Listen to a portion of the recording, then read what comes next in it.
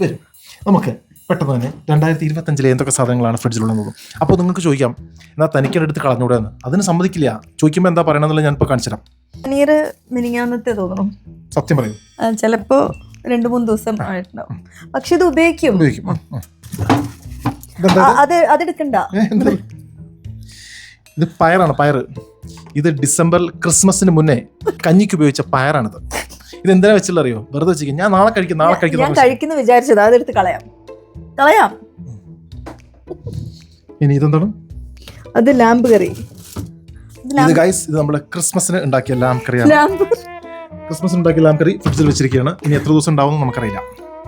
ഉണ്ടാക്കാന്ന് വിചാരിച്ചിട്ടാണ്. പേസ്റ്റ് റോളാണ്. ഇതിന്റെ എക്സ്പയറി ഡേറ്റ് എന്നാണ് 30 ഡിസംബർ 2025. അത് കുഴപ്പമില്ല, അത് ആക്ച്വലി ഉപയോഗിക്കാം. ഇത് ഉള്ളി സമ്മന്തിയാണ്. ഉള്ളി സമ്മന്തി ഒരു 2 ദിവസം മുമ്പത്തേണ്.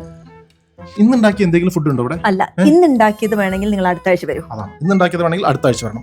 നമ്മൾ ഇനി ഫ്രീസറിലേക്ക് പോവുകയാണ്. ഫ്രീസർ നോക്കണ്ട. ഈ പൊടികളിൽ ചില പൊടികൾ ഇതൊക്കെ 2025-ലല്ല, 2022-23 കാലഘട്ടത്തിലുള്ളതാണ്. അതെ, പൊടികൾ എക്സ്പയർ ആവില്ല. ഫ്രീസറിൽ വെച്ച ഒട്ടും എക്സ്പയർ ആവില്ല. Wait, you bought that ice cream 5. You bought that so long ago. No, it is not old. No, old അല്ല. Okay, ഈ സെഷൻ ഇവിടെ തീർന്നിരിക്കുകയാണ് ഗൈസ്.